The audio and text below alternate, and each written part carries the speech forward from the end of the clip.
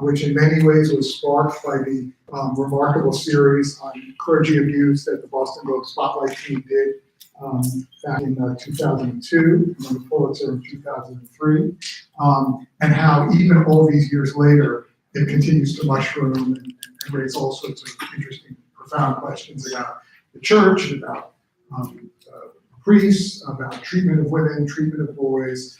It's an incredibly compelling topic, and how the criminal justice system will be dealing with it. The other part of it will be a discussion about investigative journalism, because with the movie Spotlight, we'll be showing a clip of that, and two of our speakers were inspirations for the movie, created this kind of fervor around investigative journalism. It was certainly good for the journalism school. I'd like to say that Donald Trump made journalism great again, but we also saw the spotlight bump with students wanting to get involved in investigative journalism. But I think, as Walter Robinson will discuss, that's a great slogan, but on the ground it may not be playing out quite as optimistically as we had hoped.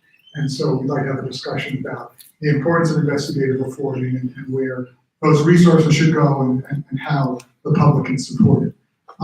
But let me start with two videos, one about the current state of the church, and one looking back at Spotlight. Sorry.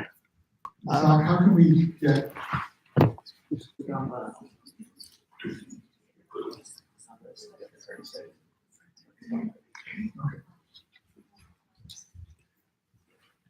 More than 300 Catholic priests in the state of Pennsylvania are accused of either sexually abusing children themselves or helping others cover up abuse.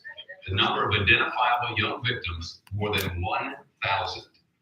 That's the finding in a 1,300-page grand jury report just out in the last hour. The grand jury for 2 years investigated accusations in 6 of the 8 dioceses in the state of Pennsylvania. Listen to how the grand jury opened its report. I'm quoting here. "We, the members of the grand jury, need you to hear this. We know some of you have heard some of it before. There have been other reports about child sex abuse within the Catholic Church, but never on this scale. For many of us," they write, "those earlier stories happened someplace else, someplace away. Now we know the truth. It happened everywhere." Priests were raping little boys and girls, and the men of God who were responsible for them not only did nothing, they hid it all for decades. Monsignors, auxiliary bishops, bishops, archbishops, cardinals have mostly been protected. Many, including some named in this report, have been promoted. Pope Francis conceded today that the Catholic Church's sex abuse scandals are driving people away from the church. In Estonia, the Pope acknowledged that the church needs to address those concerns honestly. He spoke to a crowd of young people as he wrapped up a 4-day visit to the Baltics. Abbiamo davvero bisogno di convertirci. We ourselves need to be converted. We have to realize that in order to stand by your side, we need to change many situations that put you off. We know that many young people do not turn to us for anything because they don't feel we have anything meaningful to say to them. This is very bad when a church behaves in such a way that young people believe that it cannot give anything to their lives. The pontiff's comments came as German bishops released a report that nearly 3,700 Germans were abused by Catholic clergy between 1946 and 2014. More than half of them were 13 years old or younger. More than 300 Catholic. And then this, I'm sure many of you have seen the movie. I'm sure many of you have seen the movie. It was maybe a few years ago. And this is a clip from Spotlight, which talks about one of the breakthrough moments in the investigation when the Spotlight team began to realize the scope of this and how big a story it was that they were pursuing. I think if you really want to understand the crisis, you need to start with the celibacy requirement. That was my first major finding. Only 50% of the clergy are celibate. No, most of them are having sex with other adults. But the fact remains that this creates a culture of secrecy that tolerates and even protects pedophiles. So you believe the church is aware of the extent of this crisis? Oh, absolutely. After the first major scandal in Louisiana, Tom Secretary of Janice for the Papal Nuncio, co-authored a report warning pedophile priests were $1 billion liability. That was in 1985. Yeah, 1985? That's right. Who saw that report? Anyone from the Catholic hierarchy? Sure. So I tried to introduce the report at the National Conference of Catholic Bishops. In fact, Cardinal Law initially helped to fund the report, but then he backed out and shelved it. Richard, Robbie here. We think we have 13 priests in Boston that fit this pattern, which would be a very, very big story. Does that sound right to you in terms of scale? No, not really, Robbie. Sounds low to me. My estimate suggests 6% act out sexually with minors. 6% of what? 6% of all priests. How many priests do we have in Boston? About 1,500, 1% is 15, 6% is 90.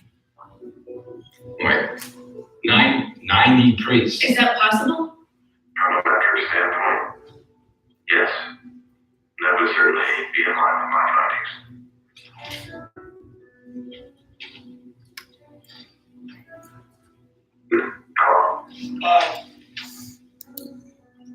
90 fucking priests in Boston. That's what he said. If there were 90 of these bastards, people would know. Maybe they do. And no one said a thing. They're Germans. I don't think there's a comparison you want to make public. Conclusion. Just didn't say anything. There's 13 priests. There's a big difference between 13 and 90. Where's this guy Sight getting his numbers?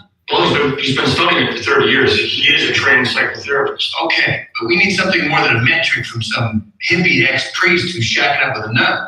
Okay, so we'll track down more victims. We'll get more priests. Then we could check them against the directories. There's a shitload of victims. We'll get there. How long is it gonna take? Too long. Wait, the meeting's over? Yeah, for now.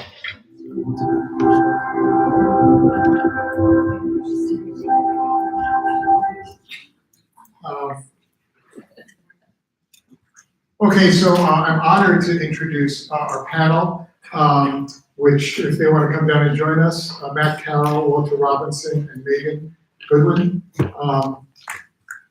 will take one end, so one of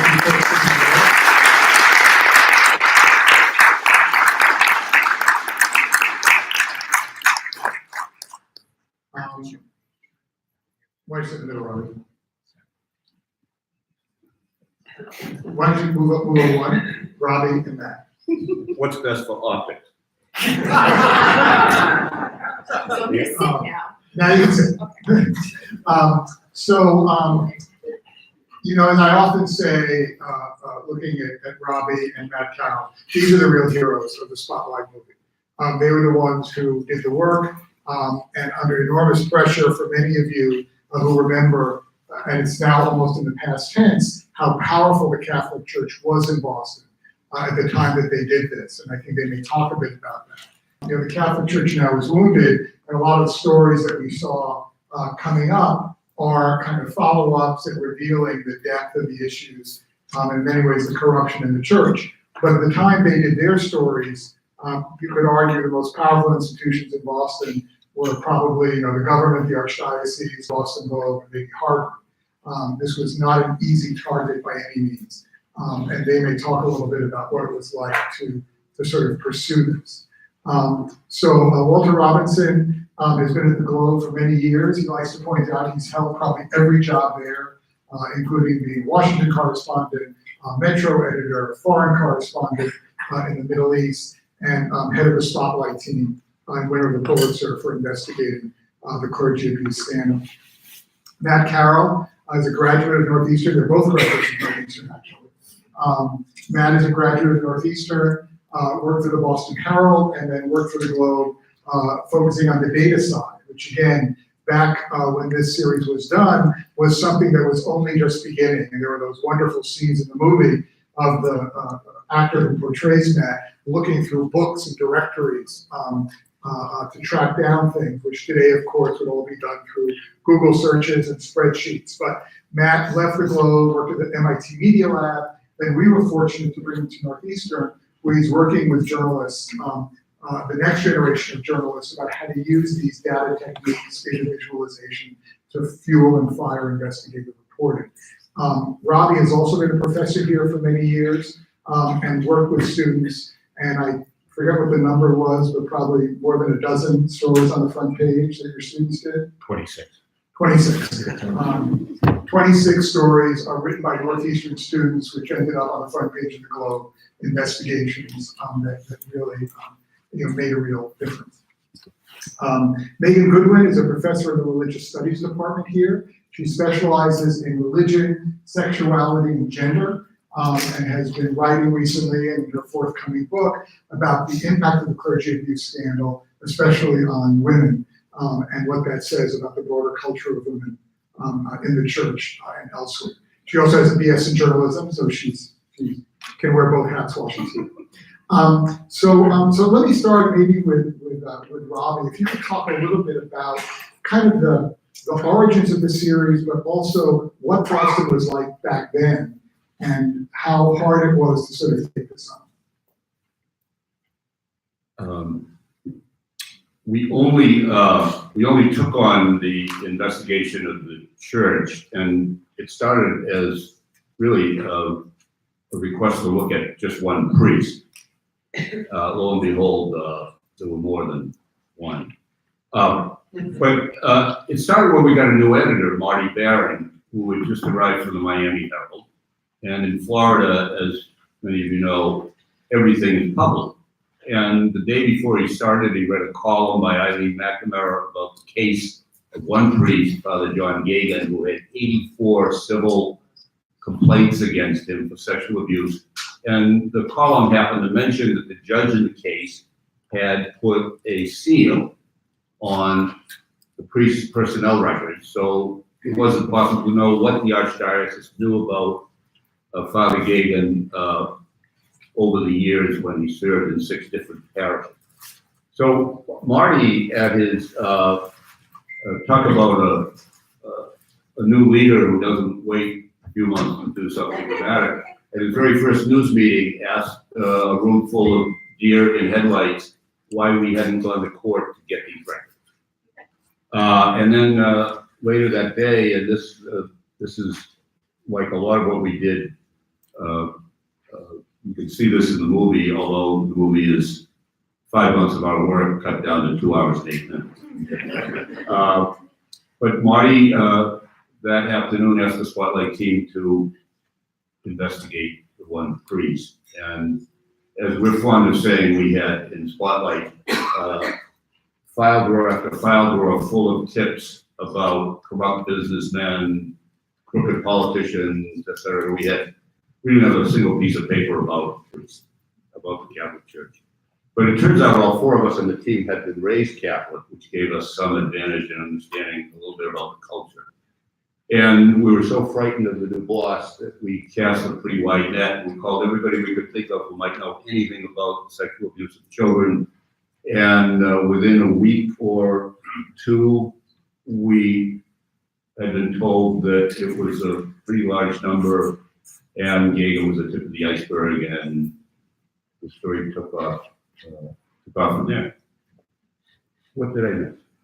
So Matt, could you talk a little bit about kind of how you choose your targets, right? Spotlight had this formidable reputation for taking down politicians, especially it was kind of a staple. This was a different kind of story and a different kind of institution. I mean, did you have any, either because you were raised Catholic or because you thought we'll never get at the bottom of this, despite your fear of what the editor might say, did you ever think this is going to be a different or a tougher nut to crack? Well, I did think it was going to be a tough nut to crack. We had earlier gone after. Just pull it closer to you. Okay. When was Father Porteous? A few years before that. 1992. Okay, so a decade before that, and Steve Kirchin and some other reporters had worked very, very hard on this guy named Father Porter, who was from the Fall River Diocese, and there was about 100 then adults who had said that he had raped them when they were children. And it basically devolved into what he called the business of he said, she said, where basically he's saying, no, I didn't, and they're saying, yes, you did, but there was no evidence one way or the other that we could get. And it kind of got stuck. And the public kind of split on this. There was a lot of people who were like, okay, yeah, maybe he did rape these kids or he did rape these kids, but a lot of people saying Globe is Catholic bashing. And it caused, drops in circulation and advertises people ads. So it hurt the paper in some ways. And so now we're being asked yet again to go after the Catholic Church. And we were, I personally was thinking about, wondering frankly if it was going to be a dry hole, that we were going to be basically caught in the same situation that had happened before, but that is not what happened. Does the current Kavanaugh thing remind you of that, where you have like a he said, she said situation, and how do you then determine ethically what you publish, but also how the story plays out? Well, the Kavanaugh situation reminds me of Clarence Thomas and Anita Hill in many ways, which I covered back in 1991 for the Globe, and thought I had forgotten about for a reason. Ethically, we're all, particularly in Washington, if information leaks about somebody, for instance, this latest charge today by now the third alleged victim, when the lawyer puts it out there, everybody grabs it and runs with it. There's a lot of competition, which is a really good thing. Sometimes not, maybe. But for these kinds of stories, in the Me Too movement, and unfortunately, sometimes you want to publish before the other person. I think the latest New Yorker story, as an example, if I had been the editor, knowing everybody else was going after it, I would have crossed my fingers and said, please spend another day to see if you can get more corroboration, because you don't want the victim who's going to be attacked. That's my only criticism of the New Yorker, which has done extraordinary work on it. Megan, let me ask you, as somebody sort of looking at this, not sort of in the business, when you look at the coverage of the priest abuse scandal and what's going on now with Kavanaugh, do you think one did a better job than the other? Does one have more credibility for you than others? The coverage of the Spotlight scandal? No, the coverage of the priest abuse scandal versus, say, the Kavanaugh coverage. It's all bad. It's all really bad because it forces survivors of sexual abuse to be in the public eye in order to hold very powerful institutions to account. The coverage varies. I agree. I think the New Yorkers did a fantastic job. Oh, sorry. I am usually not hard to hear. I think the New Yorkers did a fantastic job. I have been really curious about the way that the New York Times has handled that. Honestly, my main concern is the way that we choose to care about abuse and which abuses we choose to care about. So I want to say this very carefully because it's deeply important. I am not in any way saying that any of these scandals are not worth deep investigative reporting. At the same time, child sexual abuse is rampant in this country.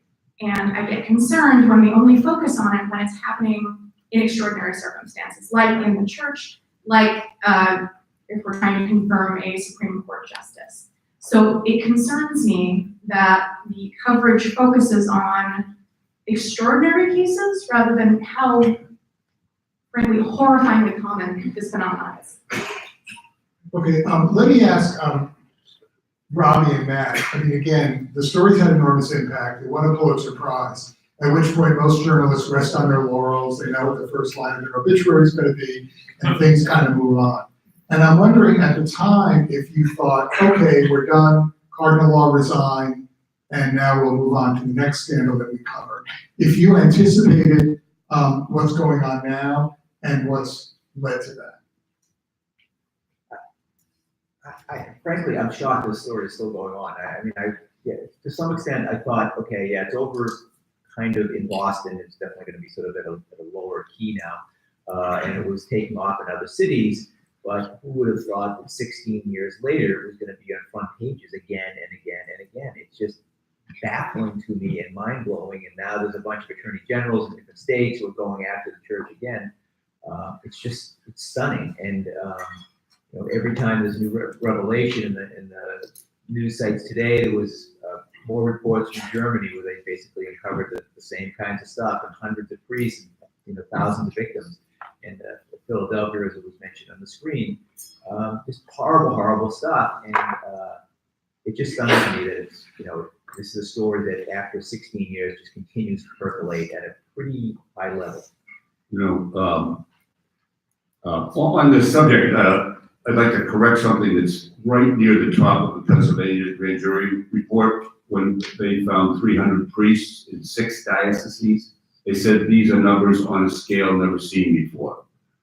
In Boston, just in one archdiocese, we had 250 priests. And I remember back in 2002, 2003, when we go on the road, because we were asked a lot to speak around the country at universities, sometimes church-related things, and you'd arrive somewhere, and the general reaction was, well, it was like, is there something in the water in Boston that makes priests want to do this?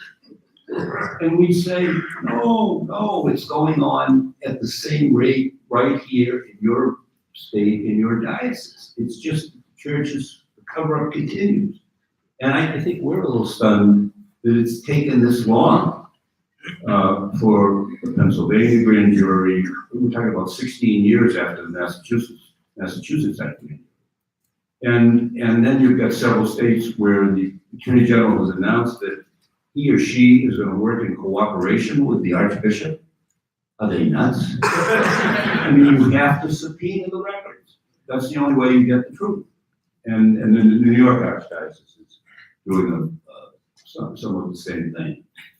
So it's just been a long time coming. I mean, I think we're a little surprised that even in Latin America, where you can't often find that line between church and state, that it's starting to come out. And now Germany, where Pope Benedict was the Archbishop of Munich when this stuff was going on. And by the way, in Poland, when now St. John Paul II was the Archbishop in Kraft, they all did the same thing. Cardinal Law in Boston took a bullet for the team. He was no different than the others. It just happened to be the unfortunate victim of Matt Carroll's great damage. I want to just push back on that a tiny bit. I think he was different only because Cardinal Law was also the face of the pro-life movement at exactly this time. So it is not just that he's covering up massive institutionalized sex abuse. He is also in the public eye on the regular, railing about the sanctity of human life and specifically about the lives of children. Well, so I wonder on that, so one of the things that's been interesting is, in all these scandals, people tend to think of the good side and the bad side, good guys and bad guys. And so the church, I think there's been, just a civilian that's just reading the stories, there's been this sense, well, Pope Francis seems to be on a lot of issues, more liberal than Benedict, more liberal than John Paul II, and kind of someone who's pushing the church in a more progressive direction. O'Malley in Boston, again, was sort of seen as someone who was moving in a more progressive direction. The latest explosion comes from a conservative cardinal who disagrees with a lot of those more progressive impulses, but coming out with very damaging information about Francis and others. So I guess 2 questions. Analytically, how do you think this plays out for the church? And as journalists dealing with this information, do the motives of the source affect how you evaluate the credibility of what they say? We want to talk about the church first? Okay. I struggle with Francis because he is, I think, a really good messenger for policies that, frankly, have been canonically Catholic for a while, but we might have lost sight of. I'm going to include myself in that. I grew up in the Philadelphia diocese, so this is a personal story for me. I think the truest thing that I heard in the Spotlight movie was that the Catholic Church thinks in centuries. So they took a hit, but they're not going anywhere. And they've taken a financial hit, but they haven't lost political influence, right? Catholic Church, and particularly the U.S. Conference of Catholic Bishops, is still directly informing the healthcare policy in the United States. So, yeah, it's Patty Miller actually has a great book called Good Catholics on that. I also think it's important to draw a distinction between the church as the magisterium, the hierarchy, and the church as the people, right? The magisterium has lost a lot of following, a lot of credibility, but the church survives, and the people who are coming to terms with those realities, incredibly widespread, horrifying realities, and are still wrestling with their own religious identities. They're differently religious, but they haven't all stepped away. In fact, a lot of them have found different ways to re-engage and reimagine the church. You know, Papa Francesco was the Archbishop of Buenos Aires, and there were all sorts of questions about how he handled the issue when he was there. So they were all, Phil Saviano, the survivor from Worcester, who helped us a lot in 2002, when he came to us, described this as an international criminal conspiracy. And people were, I think, reluctant to believe him at the time, but it's turned out to be true. Can you end the phone? On Francis and the pace at which the church moved, the Vatican announced that there's going to be an urgent meeting of all bishops on this, and then they set the date for February. I mean, that's lightning for the church.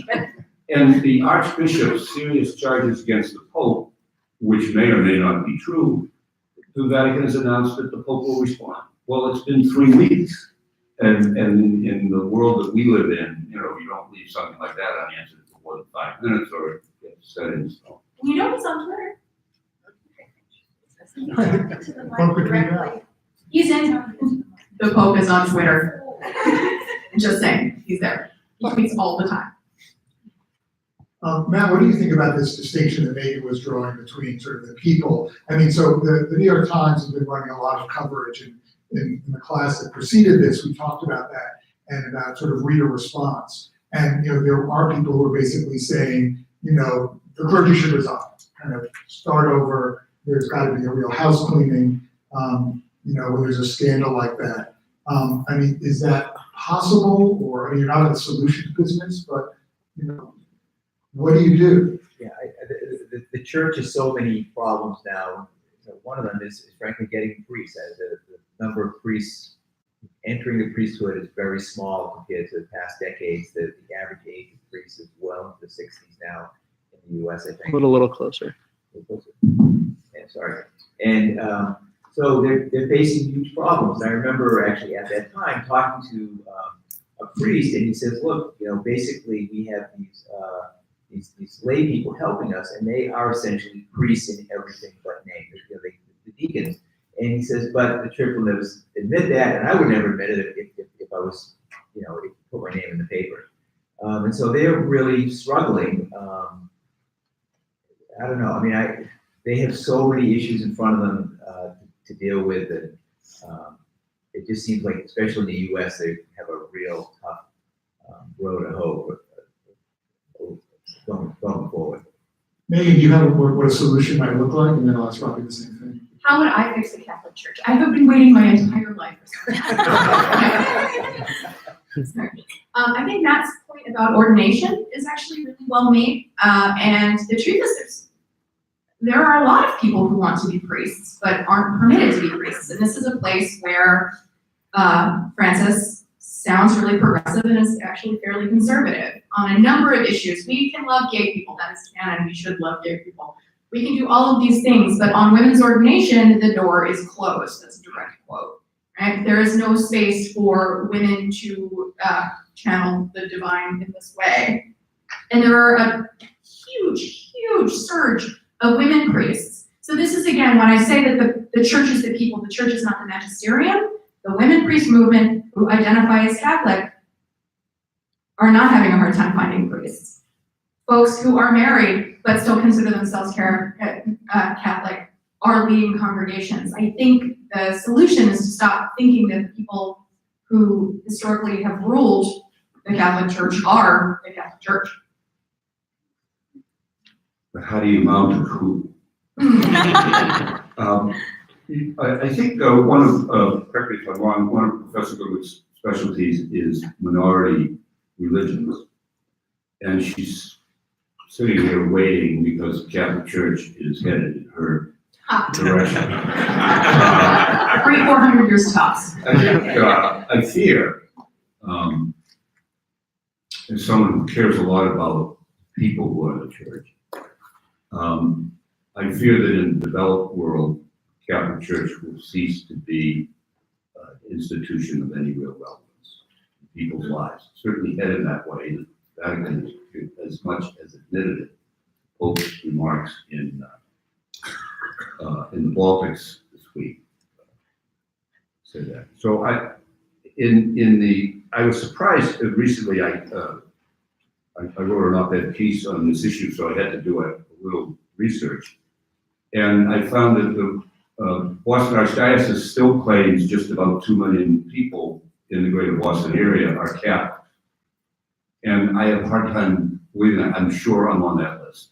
And, but given the number of churches that they've closed, the shortage of priests, the fall off in attendance, and particularly distressing in giving, I have a hard time believing that more than a fraction of those people are actually regular churchgoers.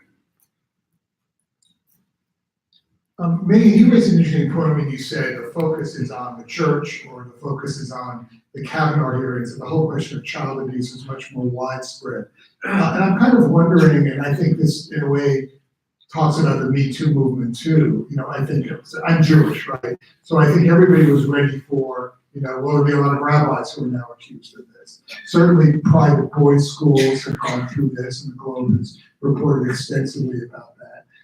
When you frame this issue, I mean, how do we need to look at it? Is it a child abuse issue? Is it a men in power issue? I mean, what's a way of looking at this that kind of begins to deal with the scope of it and what's really at stake? I mean, that's the really hard part, right? And I don't want in any way diminish the work that the Spotlight team did, because going after the Catholic Church in Boston is no mean undertaking.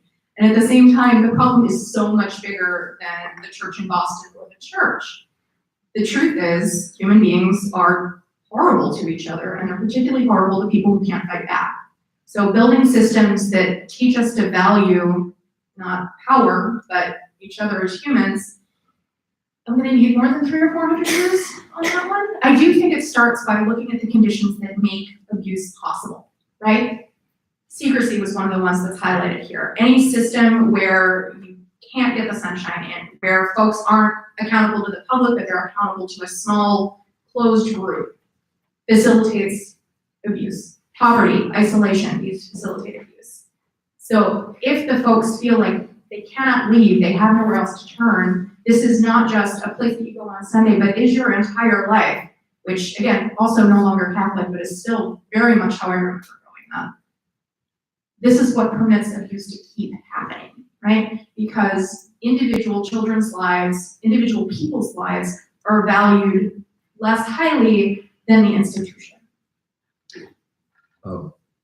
I'd say a couple of things. The church has largely escaped a public notice or responsibility for another widespread phenomenon, which we may now hopefully see come to the fore within the priesthood, and that is priests who took advantage of adult women in pastoral situations, much like psychiatrists sometimes take advantage of their patients.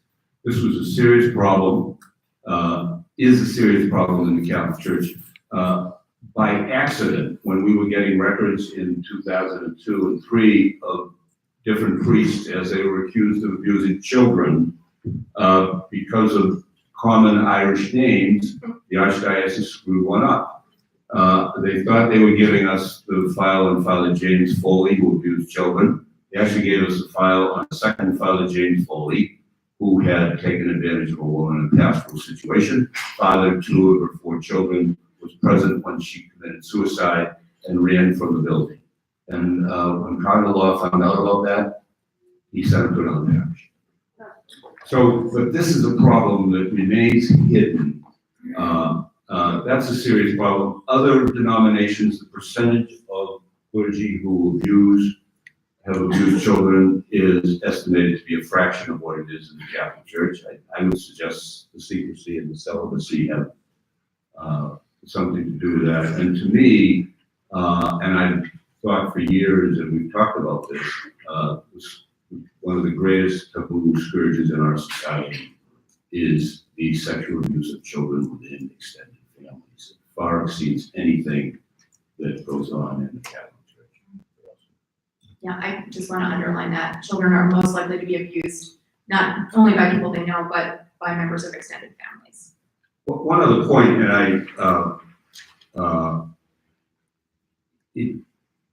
it seems almost quaint to talk about what we did in 2002, 2003, but looking at what's happened over time in the last 2 decades, there actually has been, I think, at least in the United States, a diminishment in the sense of shame and guilt that keep far too many victims from coming forward and coming public in some way. And I feel and I hope that as horrible as this news is, it will result in the end in kind of a healthy cleansing for many victims who are still in the shadow.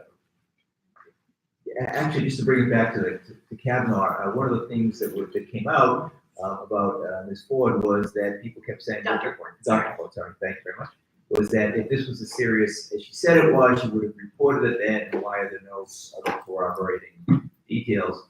And I mean, I think in virtually everyone we interviewed back then, almost every single one of them did not report anything bad unless it was like a parent.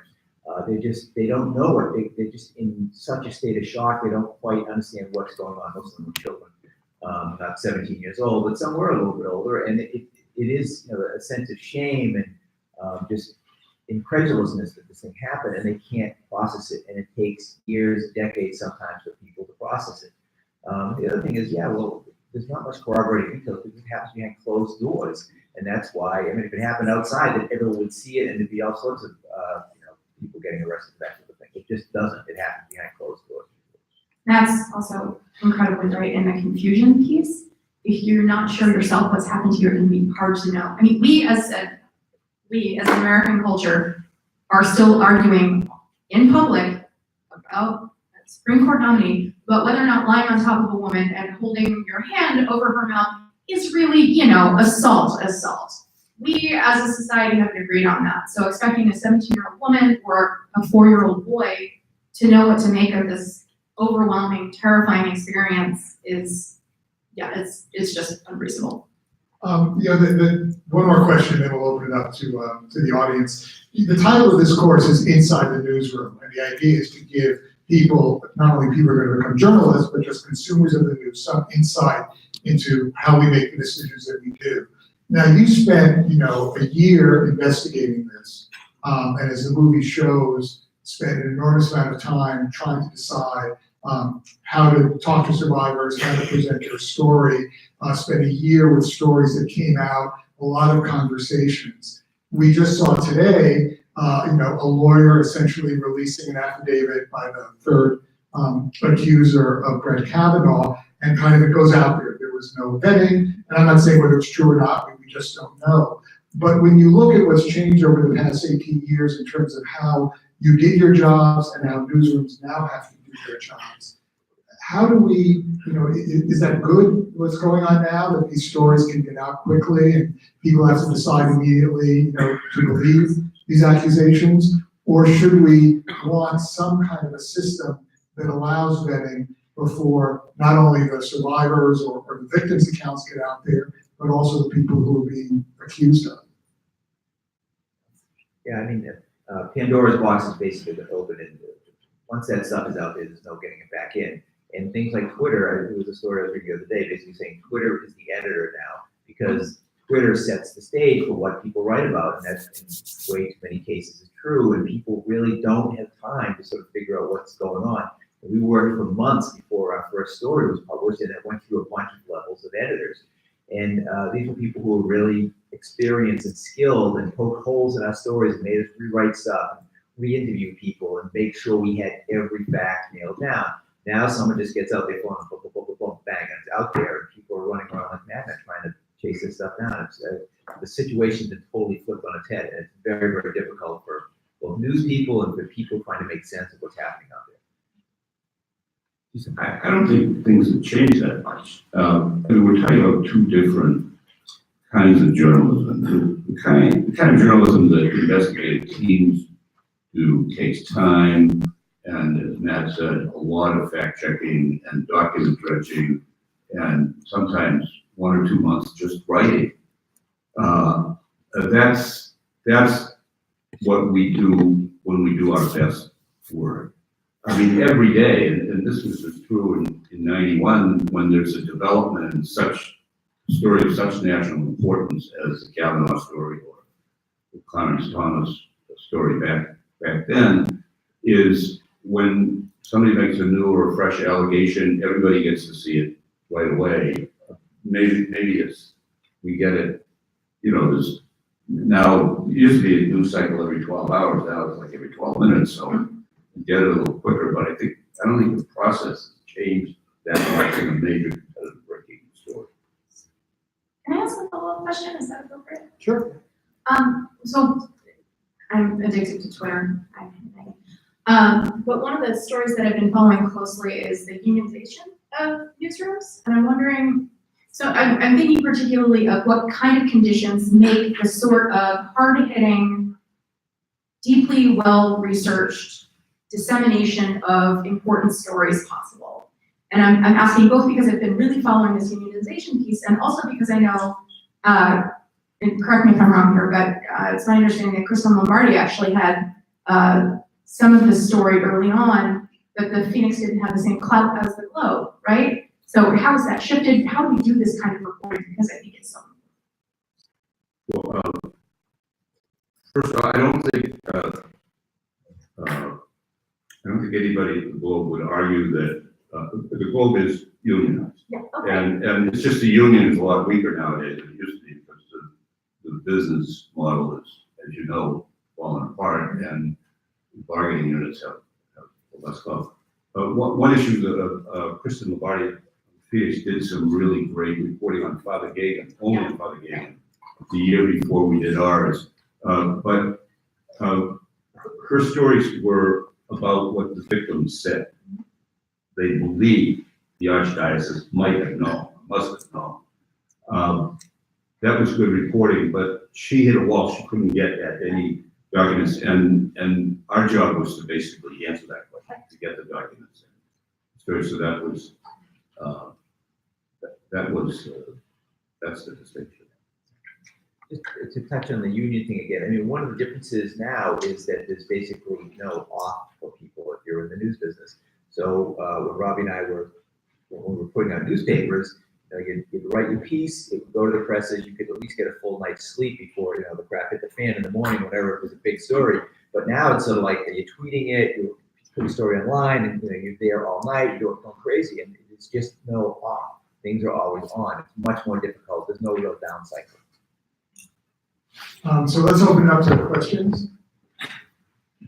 Wave it up. You'll make it work for I it. know, it's good work on. Thank you. First of all, Matt, Walter, thank you. Super job. Can you address the issue of anonymous sources in your investigative reporting? Because sometimes in the public forum, it's like it's anonymous, so it can't be true. And I know you guys work with anonymous sources. How does that fit into investigative journalism as the public looks at it? Thank you.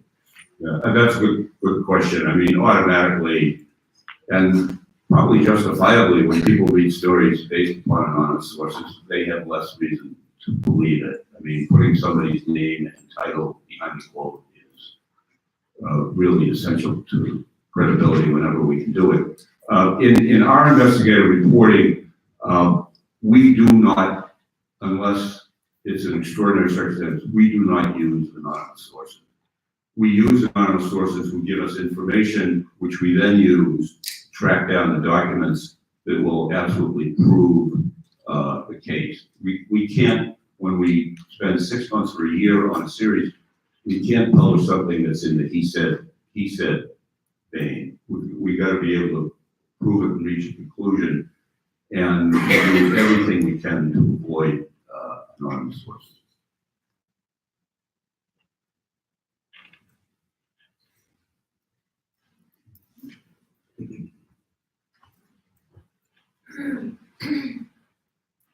This story was apparently easy because your boss said, do the story.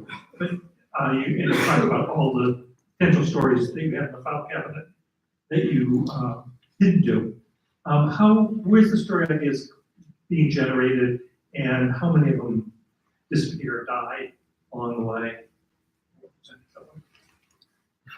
We had a dedicated phone line just for taking stuff in, and every morning there would be tips there, or people would send us emails. We had so many tips, and working the ones, obviously the biggest ones, the farm some off to Metro, they didn't seem like those were there. It was not quite as big a deal as the Spotlight would work on.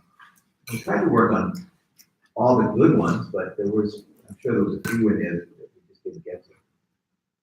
We got a lot of tips, especially after the first 3 stories read. That is the last scene in the movie showing the phones ringing off the hook. That was reality. We had this intern just answering the phone for us because the phone did not stop ringing with people calling from all over the country. It was amazing. We had calls from 300 victims just in the Boston Archdiocese within a couple of weeks of the first story. And, it was Clay Shirky, one of the scholars, best scholars of the internet, describes the Globe series as the first major investigative series of the internet age. We were surprised that it went viral as quickly as it did. We were getting emails from people as far away as Australia within a day or two, victims of priests. And we were holed up in the mezzanine offices of the Globe. We had no idea that the internet age had arrived just before we published. And one thing I wanted to add, which is, in terms of the impact of this question of writing about victims versus writing about the institution, there's a great scene in the movie where the reporters go to Marty Barron, who's the editor, and say, we have all these examples of the priests. And he said, I don't want the victim story, I want the story of the perpetrators, and it's not the law, it's not the crime, it's the cover-up. I want to see what the church did. And I think that's important because some research has been done actually by people here at Northeastern, and again, you may reflect on this in your own lives, that when the human interest stories that we all love to write about the poor person or the individual victim, those stories tend to be very well read. But when you go back to people and say, what's the political message or what's the message you took from it, it's very often, well, that person could have done something differently, or let's send money to that person to give them a better life, or that person should have been helped. Whereas when you do investigative stories that look at the system and sort of the broader issues, and you go back to readers, they often say the system's corrupt, or the system has to be dismantled.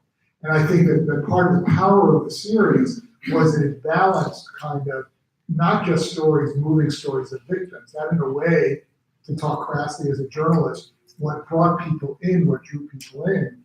But it seemed that the mission was to go beyond that and say, this isn't just about this one person or even these 20 people. It's about a system that's creating it. I find that interesting with Kavanaugh, that clearly part of what's going on behind the scenes is people process it. And I think you see this in the stories that the Times and the Globe and others are doing. They're not just saying, this is one rogue guy. People are going to private schools. They're talking to teenagers. They're saying there's a broader problem here, not just 1, 2, or 3 people's story. Well, and that's that amazing moment in the movie. I don't know if the scene actually happened, Robbie. Don't tell me if it did because I love it. But that moment where Michael Keaton and Paul Guilfoyle sitting together, and the lawyer for the church, right, comes up and says, "But you know what good the church does, and we've got to be able to, just look away." And Michael Keaton looks at him and goes, "This is how it keeps happening. Right? This is how this keeps happening." That really human moment of, I think walking the balance between holding institutions accountable and thinking about the people who enable institutions to keep being abusive. And it's not just men. You even said something about men in power, and it's not just men. All of us who don't hold these institutions accountable allow this abuse to keep happening. So that's why I found that so striking. Yeah, Robbie and Matt, could you talk a little bit about those pressures? And again, the church was an incredibly powerful institution back then, and really part of life here in Boston. You were raised Catholic. Can you talk about the pressures that were put on you that either you had to resist or take into account? You know, that scene, it never happened. Damn it. And frankly, you know, we were involved in, actually quite a bit. That scene was filmed overnight in a hotel bar room in Toronto. They started filming at 11 p.m. and finished at 7 in the morning. It was a good scene, but. I used to nanny for a true story. My picture of the director had always been that in all of these scenes, he kept trying to put whiskey in our hands. And saying, we all drink red wine now. and that was the thing. But that's one of those scenes where the director, Tom McCarthy, and Josh Singler, the screenwriter, whose new film, First Man, called Neil Armstrong, opens October 12th in theaters. Yeah, Ted Cruz is really mad about it. Oh, I'm sorry. So you're trying to drink red wine and they're trying to give you whiskey. Oh. No, I think this scene probably encapsulates a lot of different. Yeah, they were, thank you. They were trying in various scenes to portray the kind of societal and institutional pressures that journalists were under. And it's not that people didn't say stuff snidely to us while we were doing our reporting. That did happen, but that kind of scene didn't. I mean, I think one of the things that was true, a fair number of our sources in, say, the legal arena, protecting identities, were people who had a piece of the pie. Each of them had a piece, and I think a lot of them didn't understand how widespread this was, and the more they knew, the more cooperative they became, and some of them, as you could tell, could probably be disbarred if it were known, because they violated confidentiality agreements by telling us. So, just very quickly, how many people here are Catholic? All right, so that's kind of one of the pressures that we face. So I come from really, I come from a very Catholic family. My grandparents were Irish immigrants. My aunt was a nun. My father was in the parish council. And that's the sort of thing we were living with. And I mentioned the Father Porter case where it kind of ended in a deadlock to some degree.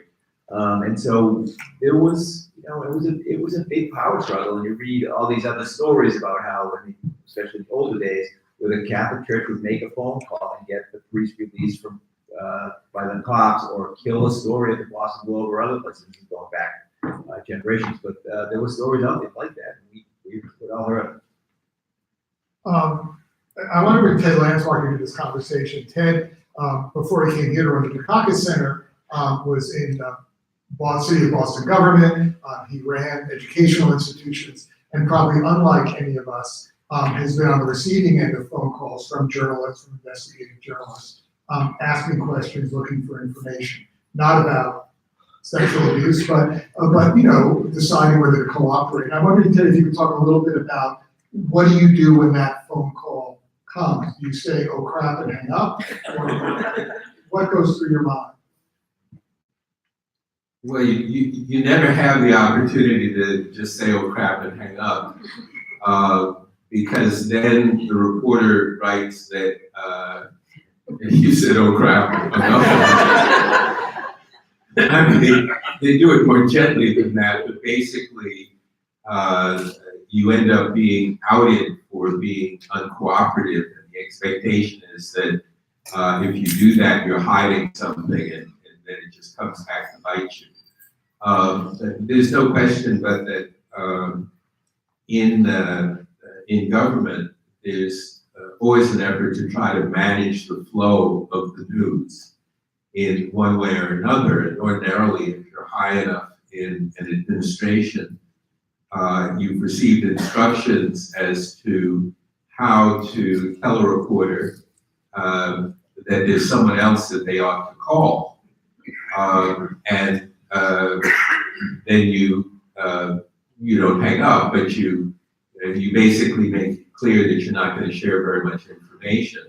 And that is useful in a number of respects, because wherever you are in the government, you rarely know everything that's going on about the subject that you're being asked a question on. And you don't want to be in a situation where you answer a question, but other work has gone on that changes the reality of both the question and the answer. You don't want to get caught out having said something inappropriate that really doesn't cover the entire story.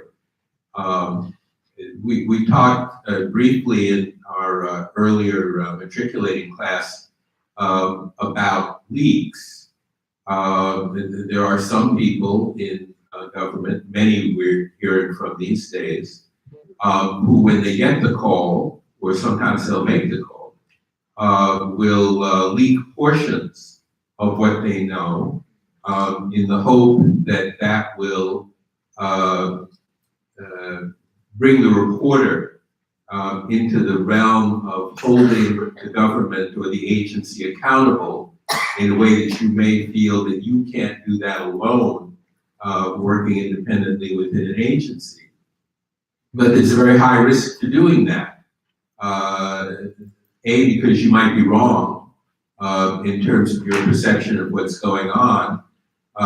B, because the moment you're found out, you'll be fired, which means that it won't make any difference what kind of leak you've made. And C, because as we also discussed, and as you hinted, the thing about, and we'll talk about this, I guess, in the second section, an investigative reporter is working on a story. They get the story, they write the story. If it's really good and they're a little bit lucky, they win a Pulitzer for it, and that carries the story forward. But by and large, that reporter is not there with you 6 months later when you, as the person within the agency, are still having to deal with whatever the problem was, or you're suffering the consequences of having leaked something. And so the tendency is not to leak.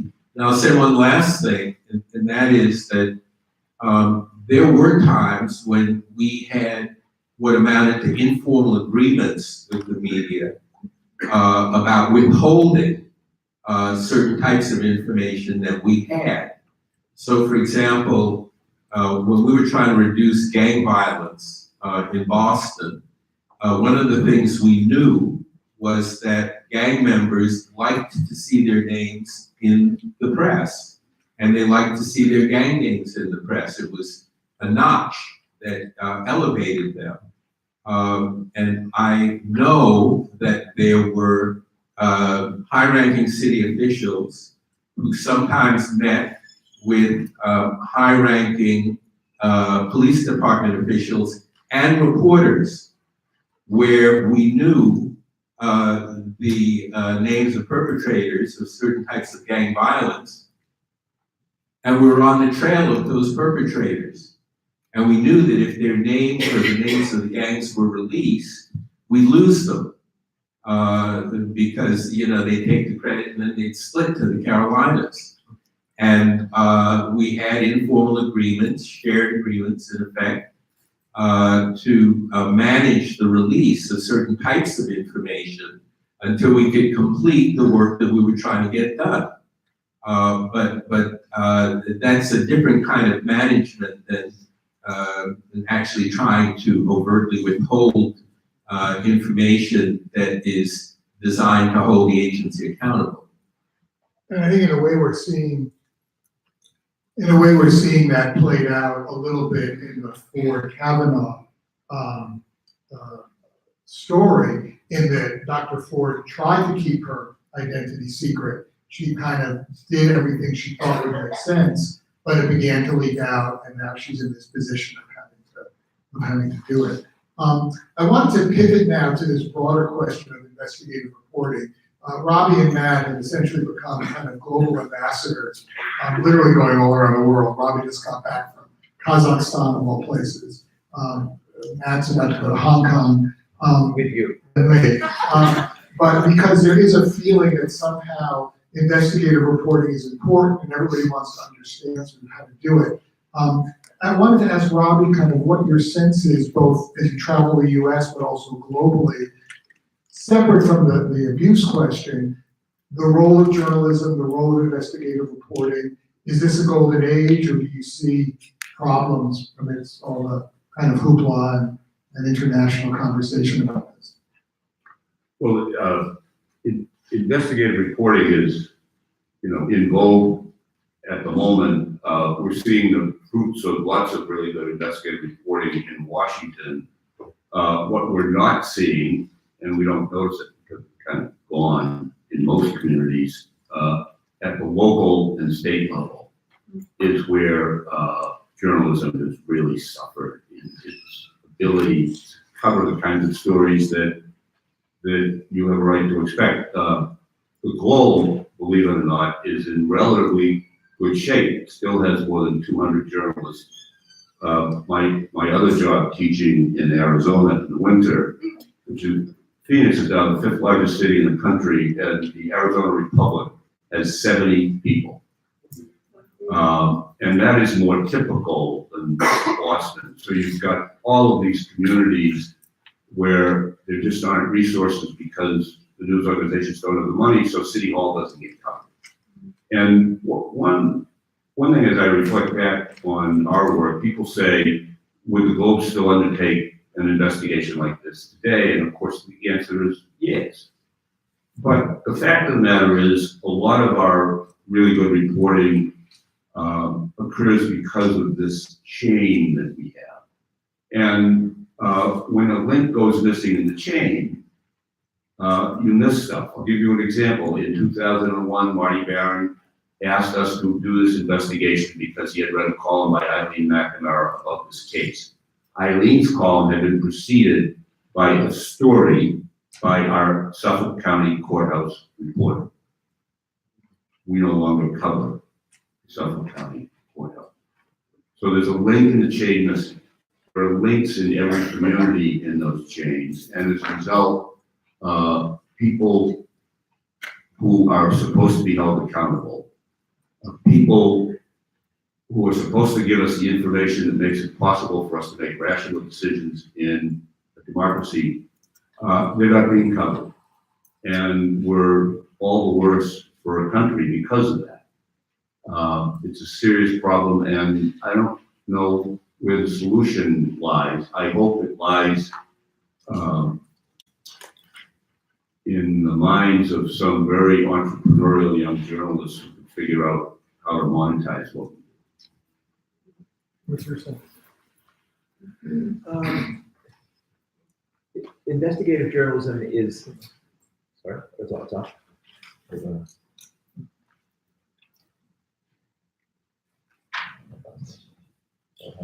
we go. Investigative journalism is seeing something of a golden age. Frankly, I think one of the reasons is because of the Spotlight movie. I know there was a lot of teams performed after that or resurrected after the movie came out, and that's all good. Robbie's absolutely right.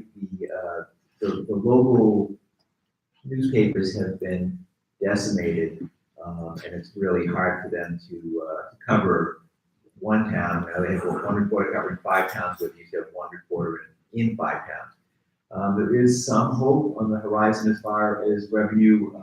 Some of the news organizations, there's unfortunately, especially the big ones like the Times and the Post and Wall Street Journal, are doing very, very well on the paywalls and getting new subscribers, and people trying new things like running events where they can make money, or having membership models or nonprofit organizations. So it's not all doom and gloom, but it is still, it's not exactly gone yet either. I mean, it's still a long way to go before there are a lot of very healthy and viable news organizations out there that can support local investigative journalism at the local level. It's not there yet, and it would be a year, I don't know exactly how long, years before it's really back to where it was before.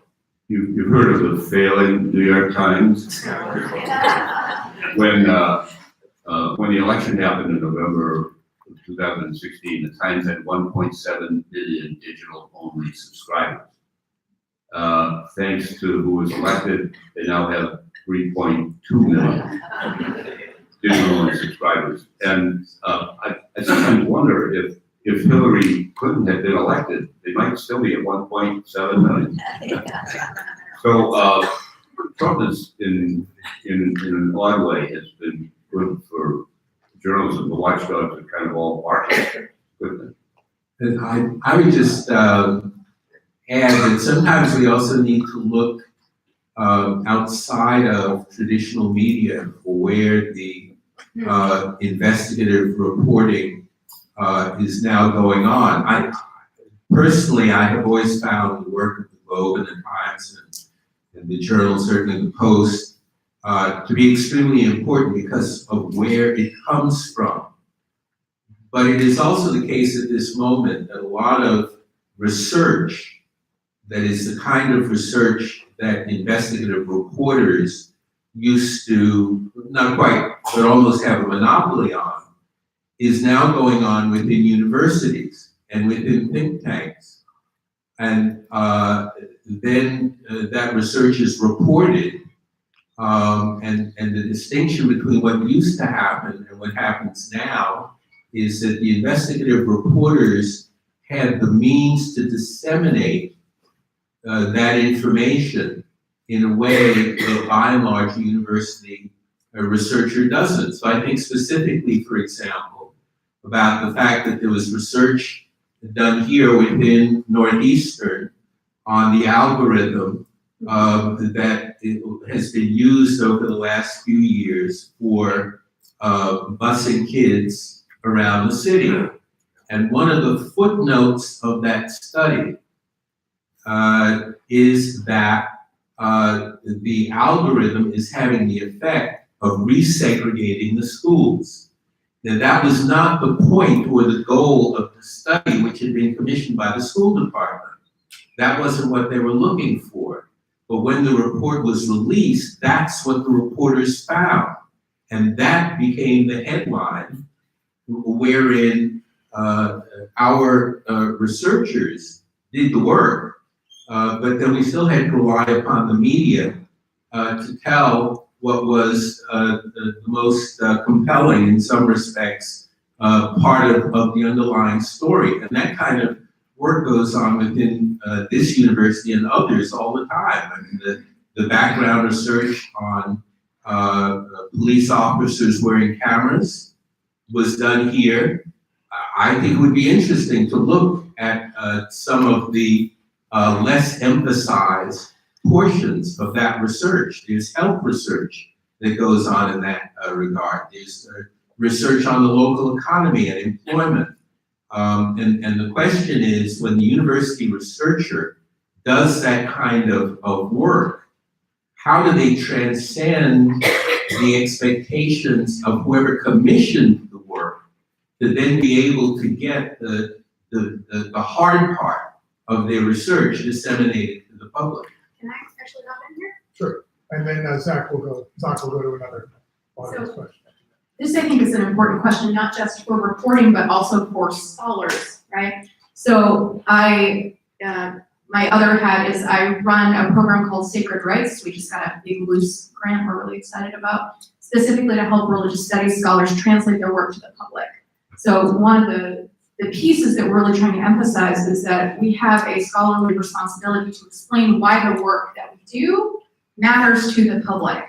And part of this project is building relationships with journalists, putting scholars in positions to learn how to translate this work so that they're not only accountable to the folks who are funding the research, but also to the general public, since hopefully universities should be part of promoting a public good. And so I think this is deeply important. Questions? Yeah, Zach, you come down. It's got a whole overthing going.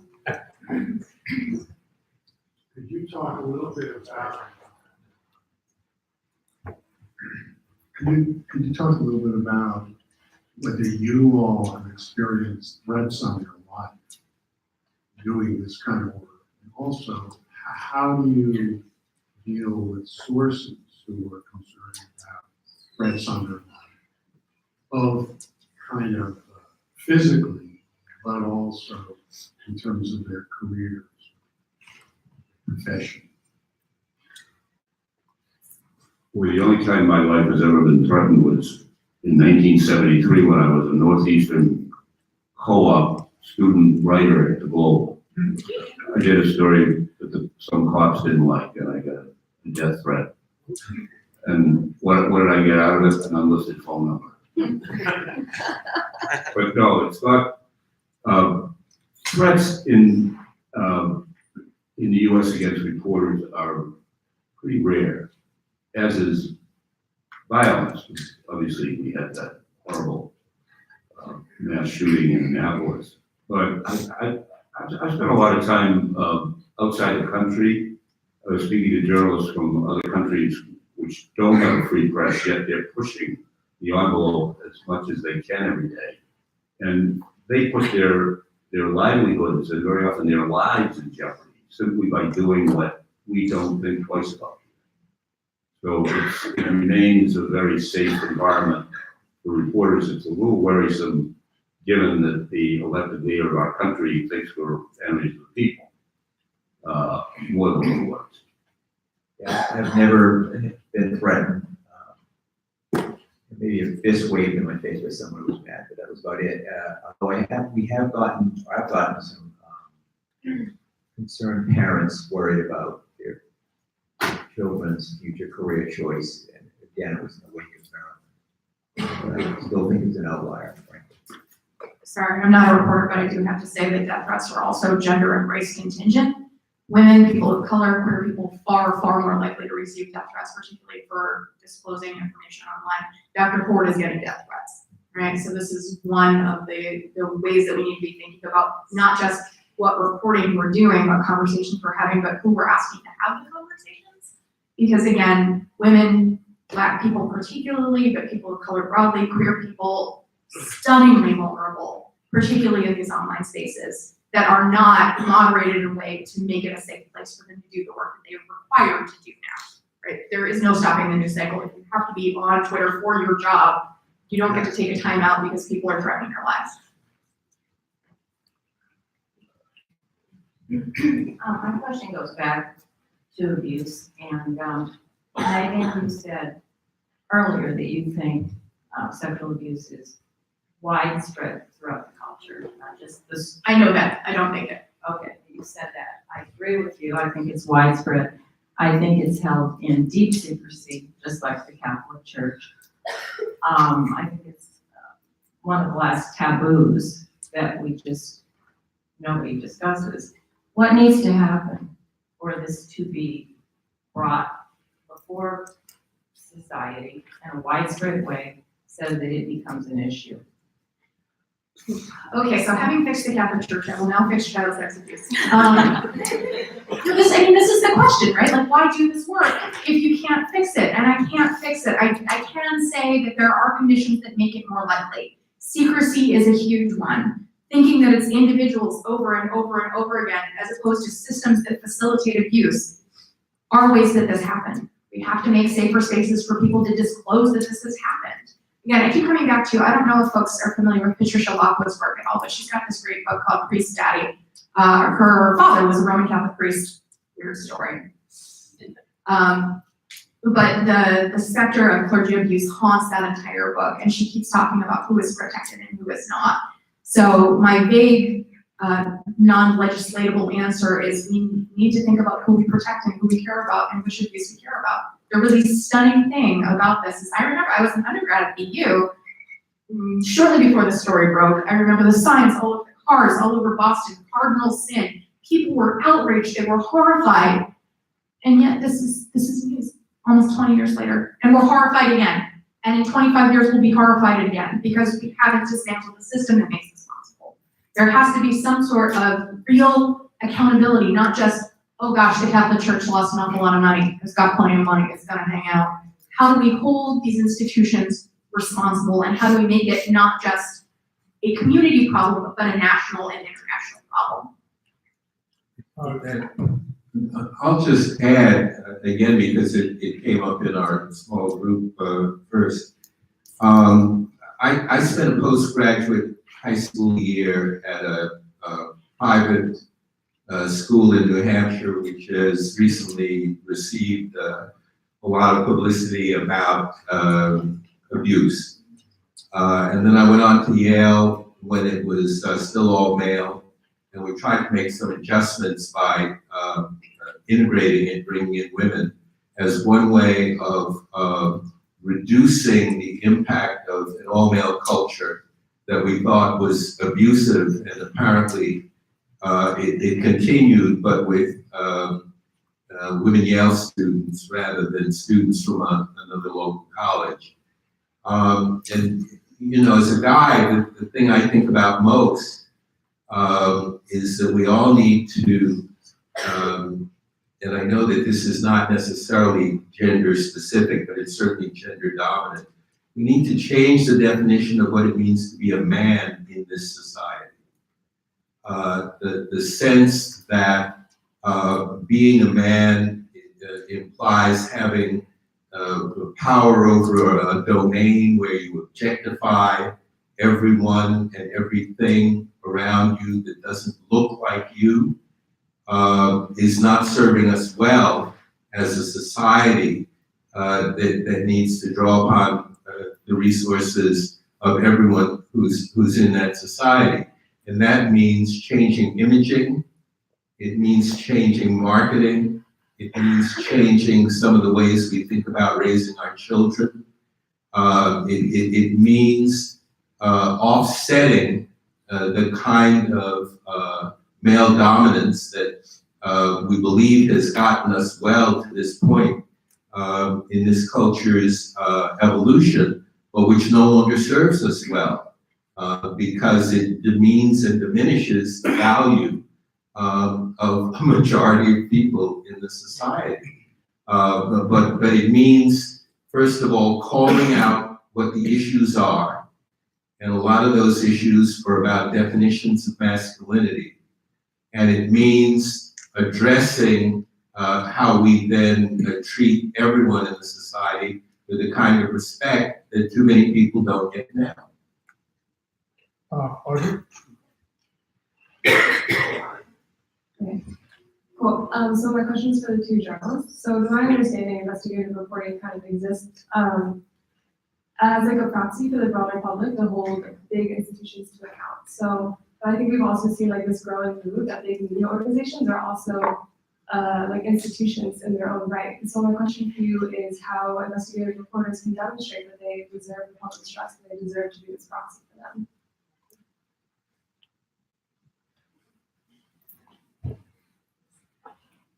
I think you're talking about large conglomerates, you know. Or like the Globe or any big name player. Yeah, the Globe's principal flaw is that it's owned by John Henry, who, I'm only kidding here, since he's elected, who owns the Red Sox, who are having a slightly better year than the Globe. But the Globe is an example of a city that just happened to luck out. Not like Washington, D.C., with Jeff Bezos buying the Post, but we lucked out because we got somebody who's very prominent and very wealthy, who cares about the community, who clearly made an investment to buy the newspaper, not because he thought it was going to be the biggest performer in terms of profit, but because he felt it was important to the city and he felt it was his responsibility. We need more of that. I think you get generally better journalism out of civic-minded owners. I mentioned the Arizona Republic, which is owned by the Gannett Corporation, which is interested primarily in profits. There are some really rapacious owners out there, hedge funds, et cetera, that go in, buy newspapers, and just strip out the staff completely. They don't care a damn whether there are 5 reporters or 50 reporters. That's a serious problem. But those papers don't do investigative reporting. So I think in the end, the reporting, wherever it comes from, has to stand on its own merits. The institutional base on which it is built is extremely important.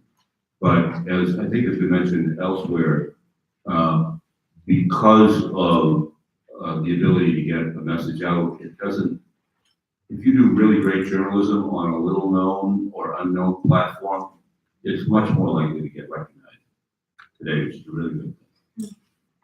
Yeah, actually, I'd like to jump in there too. I mean, one of the things that Bobby mentioned is sort of the corporatization of news. And there's so many small papers now owned by these big corporations. And a lot of them just really bad corporations, and they just grind the reporters, the editors, they don't really care that they're doing news. Bobby said they just have to make a profit. My wife, on the other hand, works for a small paper in Milton called Milton Times. The owner of one paper, she's there every day, and she really cares about the community, making sure that stuff is covered. There's way too few of those places left, and I hope there's more. We are seeing some changes where a lot of places are kind of springing up sort of from the ground level.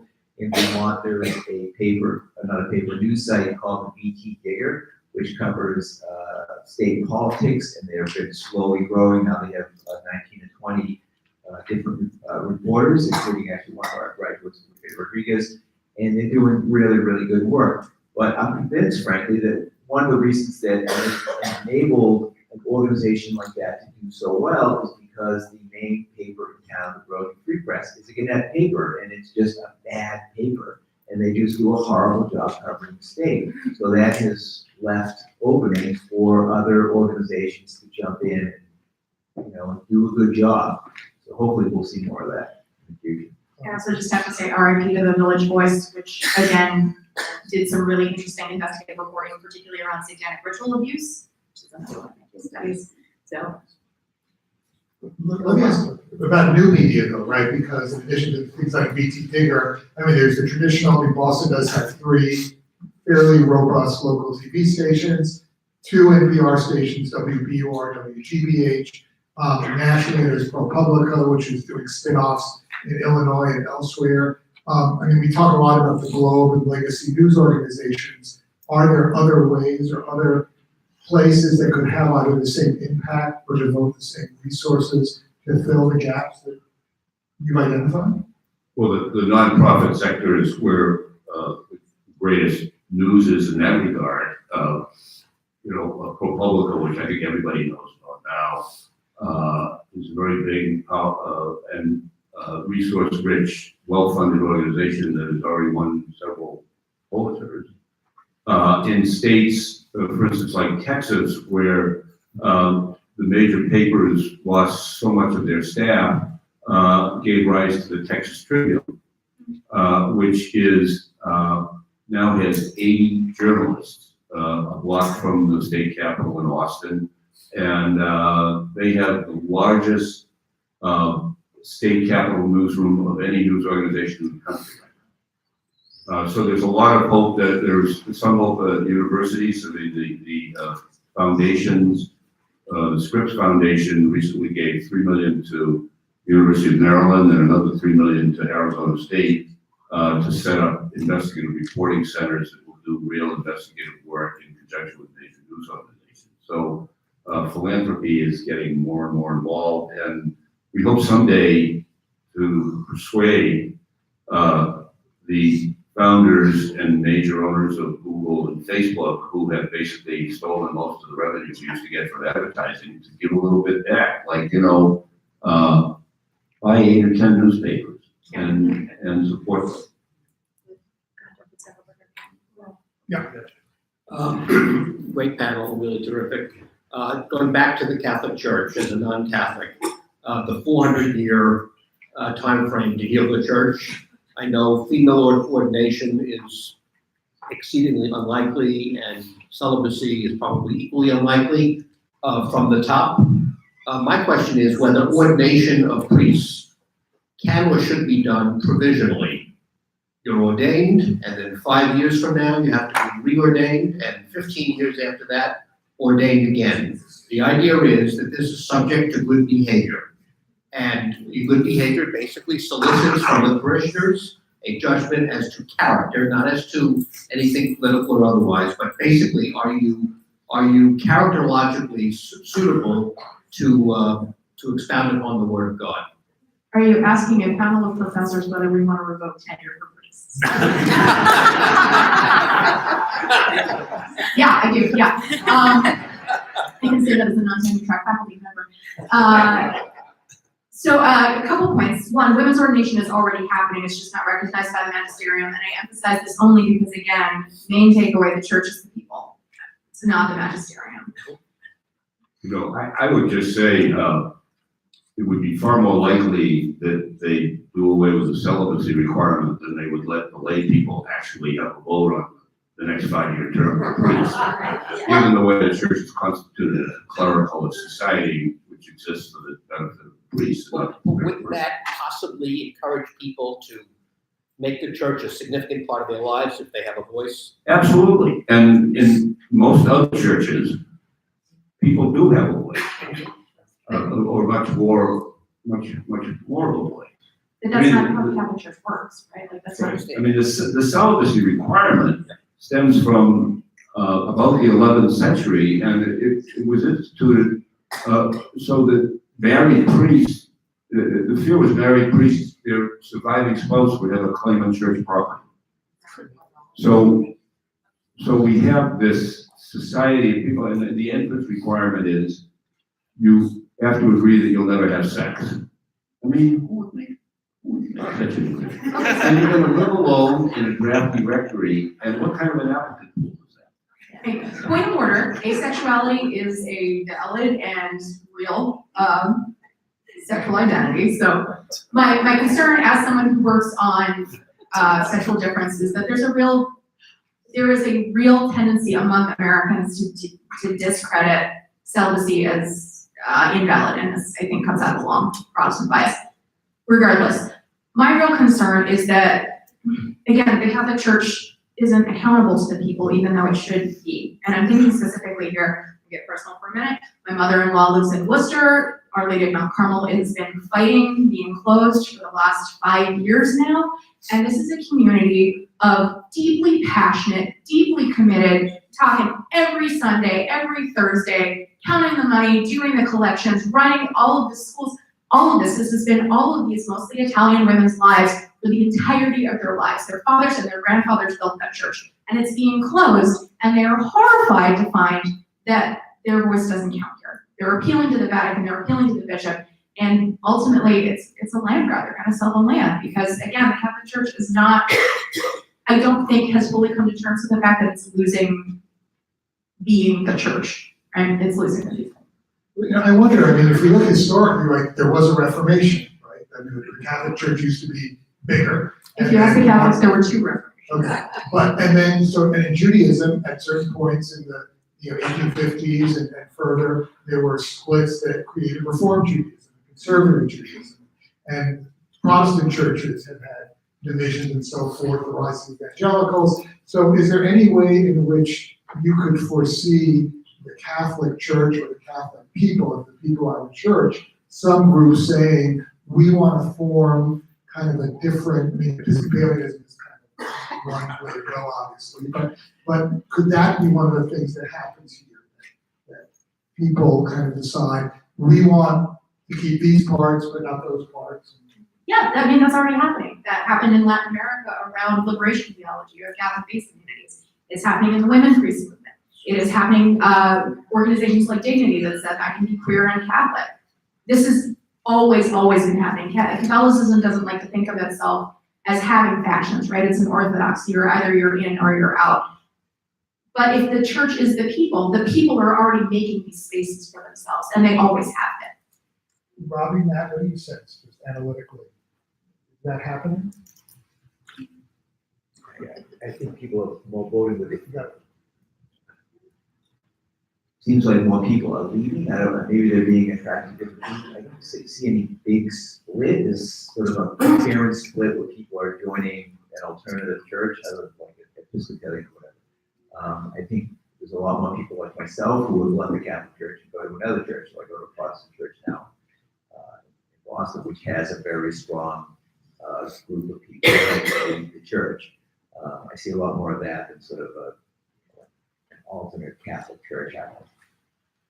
I think, I mean, a lot has been written recently about the possibility of schism within the church. And on what lines that would fall, is a little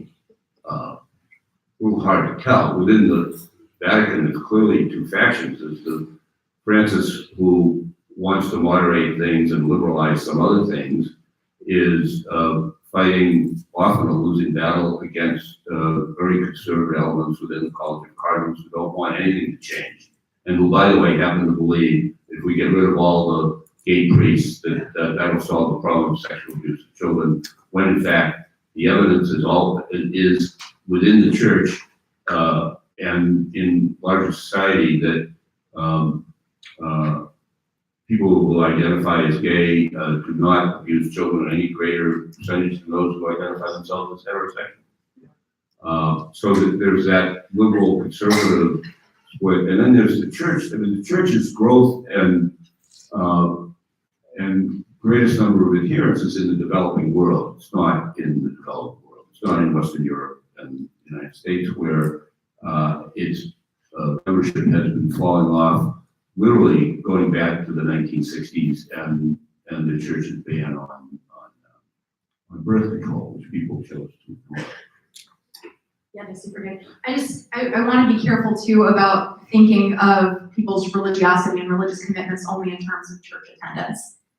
People are not getting less religious, they're getting differently religious. Religion and sexuality, folks. Okay. Right, so people are, particularly Americans and folks in Western Europe, are attending formal, institutionalized religious communities less. This doesn't mean that their religious commitments or their spiritual commitments have just evaporated. They changed form, they're not gone. So just pushing back against the whole secularization thesis. Religion is not going anywhere, it just looks different now. I want to ask you to expand on some of the thinking that you had talked about briefly before. David Shribman, who's the editor of the Pittsburgh Post-Gazette, was here last semester. And one of the comments he made was about editorial/journalist exhaustion in the age of Trump, and that it's just like being at the end of a fire hose and that you're constantly having to react. You talk about the expansion of the digital format of the New York Times as being positive.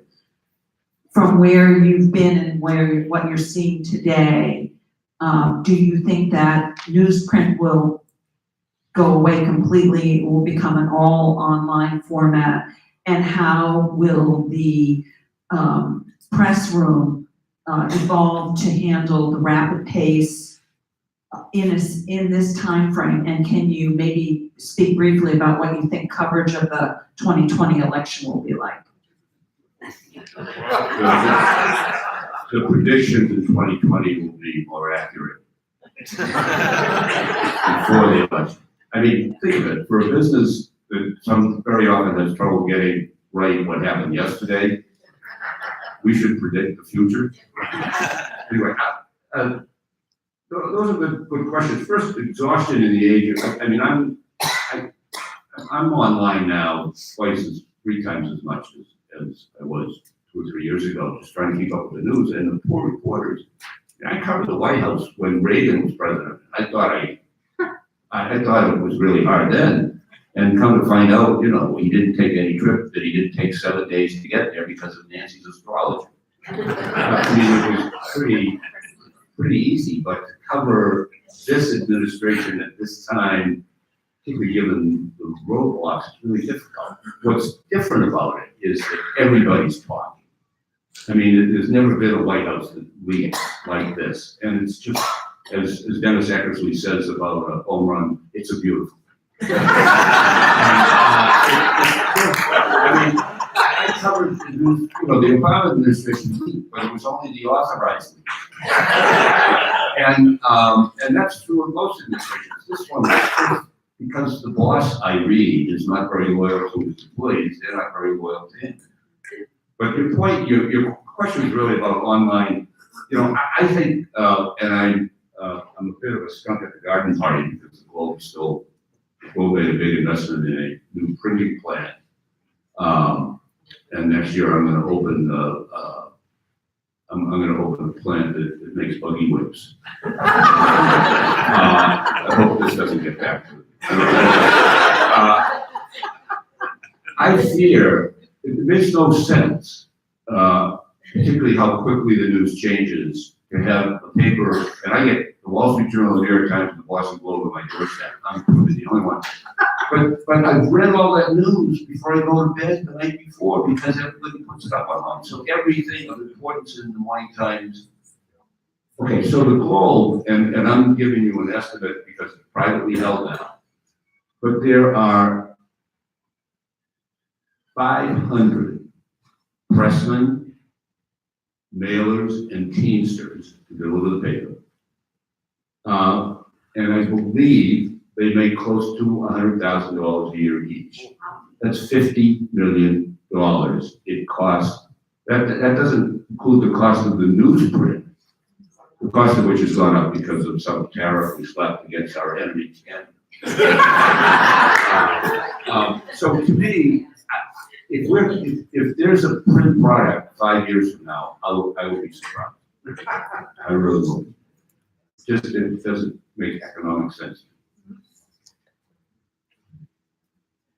Don't tell anyone I said. I actually hadn't realized that I was going to be following up your comments to that question, but my question is social media and the future of journalism. And I'm addicted to paper. I actually, in my college years, was on a newspaper that we went to the local printing press and it was lead type, and we checked the type, we checked the prints as they, came out. But my generation is gone, or going, as will. No, we're not. All right.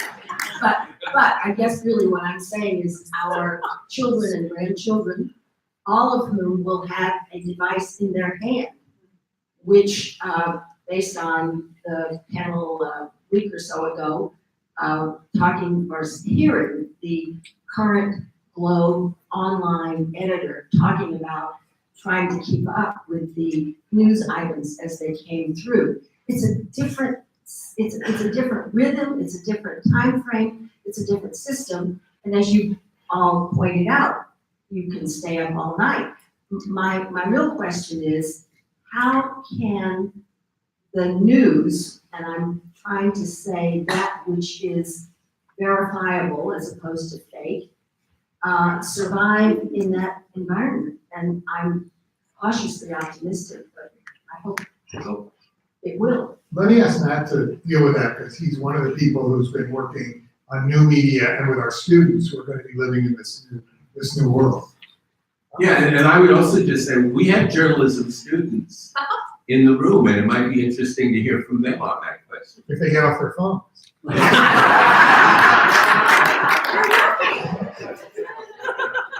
So I am very optimistic about the future, and with some caveats, you had mentioned social media, and one of the issues for today is the blurring of identity for news organizations. So someone will, this has happened to myself, where I'll be telling someone about this great story I read, and they're like, "Oh, where did you read it?" And I'm like, Facebook. And it really wasn't Facebook, it was a New York Times story and a Boston Globe story on Facebook, but at that point, I've gone through so many different news sites and social media platforms, I can't remember one from the other. So that is a real issue for news organizations. But I do find myself more gravitating towards the actual news sites themselves. And I think that is because that I know that news has been edited and verified. And my hope anyways is that as there's more pressure out there on news, on social media platforms to basically clean up their acts a little bit with allowing fake news and that sort of stuff, that there will be more discernment among the public about what actually is a real news site versus what is a fake news site versus what is just a mingle of opinion and kids' birthday parties, as well as an occasional news story scattered in. So I'm optimistic about the future. So, yeah. Yeah, and I would like the journalism students, anybody who wants to weigh in on this. I mean, one of the things I've realized is, in my classes, I make the students subscribe to the Boston Globe and the Washington Post And the New York Times, they make me get on Snapchat and Instagram. I think it's important to recognize that, Google, this has changed all our brains. I don't know about those of you, over 50, but, that old model of, Sunday morning, the Sunday Times comes, and you sit down with your coffee and read it, or you read the local sports section, or whatever it happens to be before you go to work. That world is disappearing. And in fact, one of the things I think that we're learning from students is sometimes the best way to tell a story isn't 1,000 words in the Boston Globe. Sometimes it's a chart. Sometimes it's an Instagram story. There are lots of ways to get information, and I think that's kind of what this new generation is developing, is that how do you maintain those values with this new velocity? And the velocity may be too fast for many of us, but I don't know, I'm curious from the journalism students, is it too fast for you, or do you find you're able to keep up in different ways than maybe your parents or grandparents? I think, Sam, you should answer that question. I don't know. I think we're just used to it, right? We're used to it, right?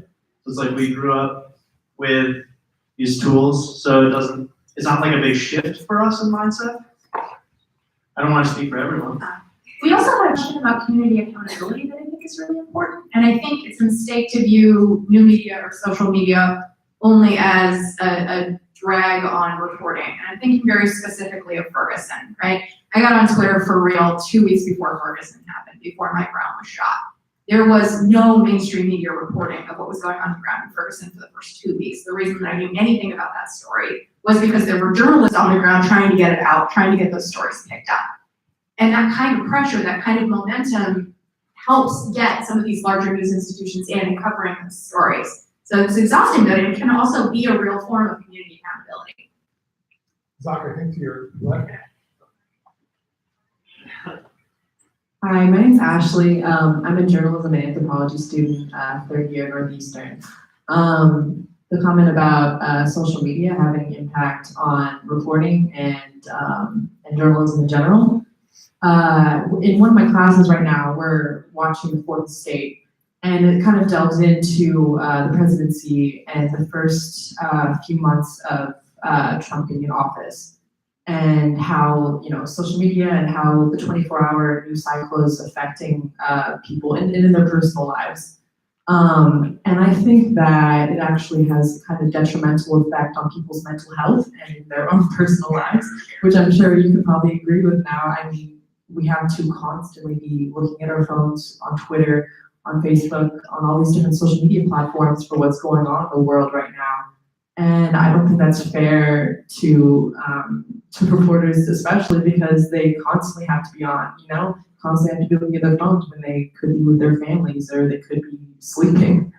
So I think that even though we grew up in this digital age, I think that generations to come are going to suffer from not being able to put our phones down.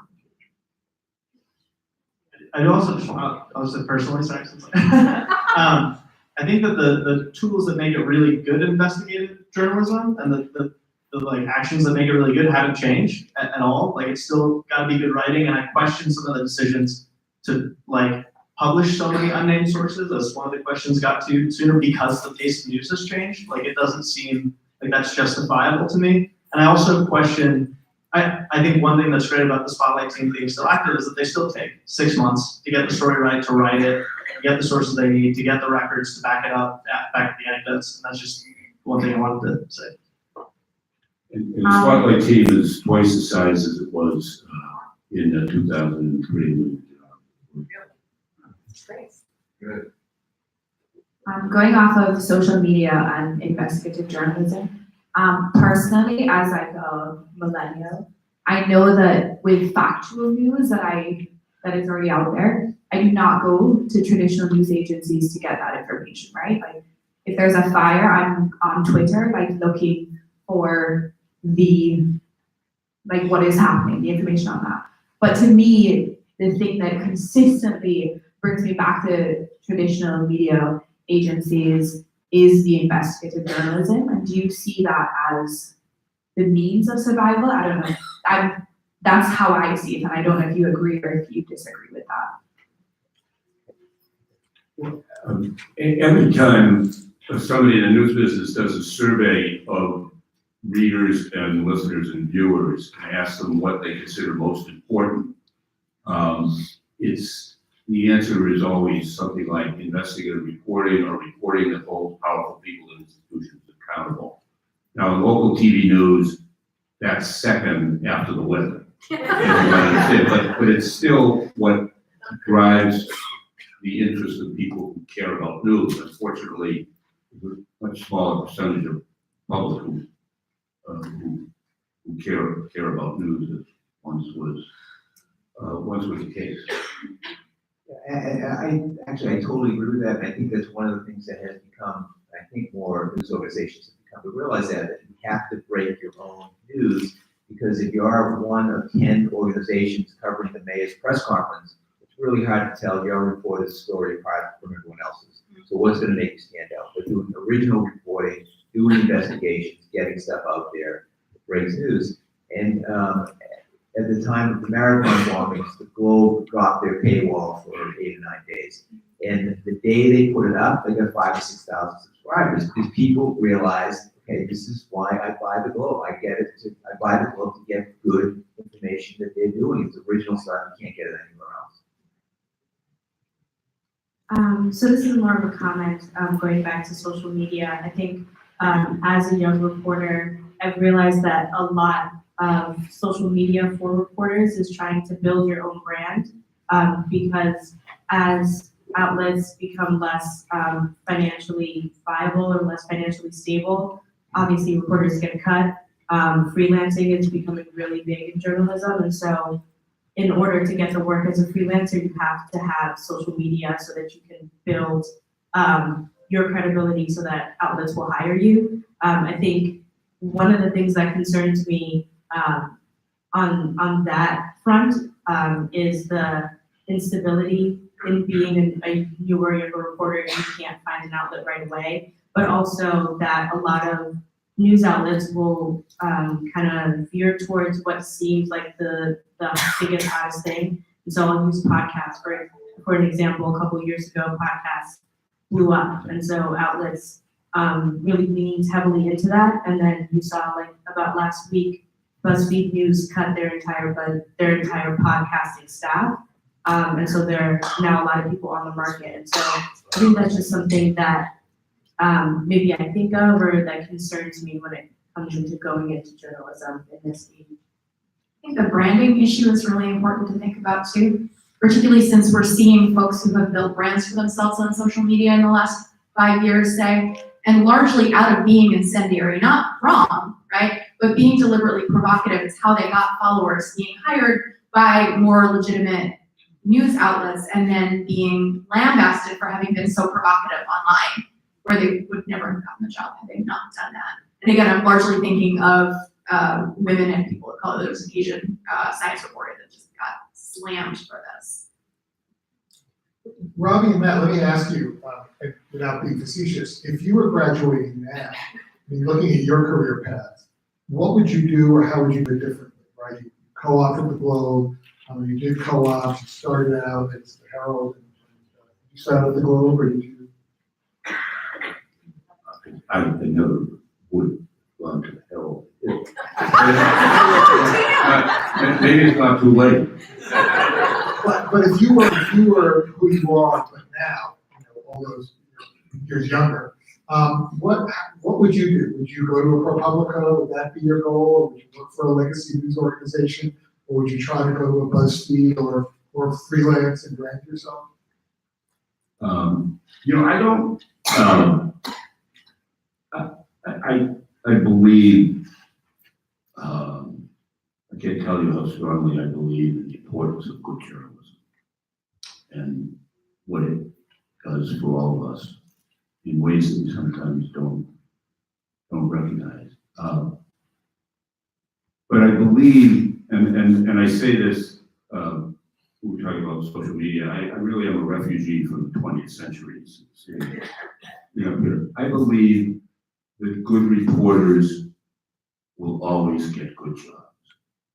Good editors, no matter what the platform, want people who can find things out that other people can't find out. Reporters who can find the stories that the people in the institutions we cover don't want us to know about. Those are the high value stories. Those are the stories distinguished news organizations that attract loyal following. And in that sense, I don't, if I were starting out today, I would still want to be trying to figure out how to be the best reporter in any news organization. And that still involves getting people to tell you. So I'm gonna betray my nerdiness here. I would approach my college career differently. To start with, I would be a CS minor and a journalism major, or vice versa, something like that. And then I would work for whatever news organizations were doing really good work, data visualization, interactive, all that kind of stuff. Whether it's the BT Digger, the New York Times, which does phenomenal stuff in that area. But I just take a good hard look at what was out there. Right, but we're also assuming that you have a choice, right? And I think your point is really well made, is that a lot of folks don't have the option except to try to get themselves noticed by bigger places. And then they wind up filtering out to people who can afford to freelance, right? So not everyone can afford to stay in it as long as it would take to be recognized. I say as a non-tenured faculty. Okay, well, we all have a big day tomorrow, getting up bright and early for the Kavanaugh 40 hearing. So I want to thank the panel. I think it was really terrific.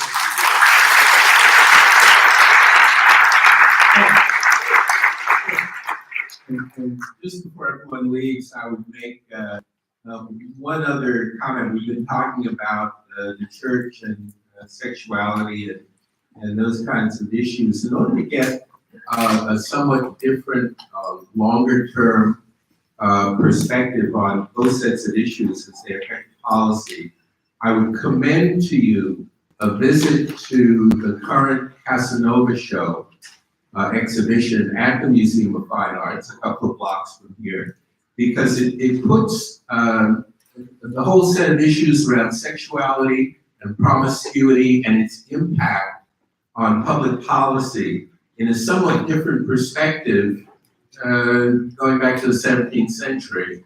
And the other show I would commend to you is the fashion show, which will be up for another few weeks at the Metropolitan Museum of Art in New York, to take a look at the way the Catholic Church, even today, influences fashion and design and style. And you should, I went in to take a look at it just this past weekend. If you have the opportunity to see the show, particularly at the Cloisters, which was built by the Rockefellers to show off their commitment to something. I would strongly encourage you to look at those because they put in a very interesting long-term perspective the interactions of art, religious practice, and public policy, and sexuality, and give us all a different way of thinking about those things. Okay, thank you all. See you next week.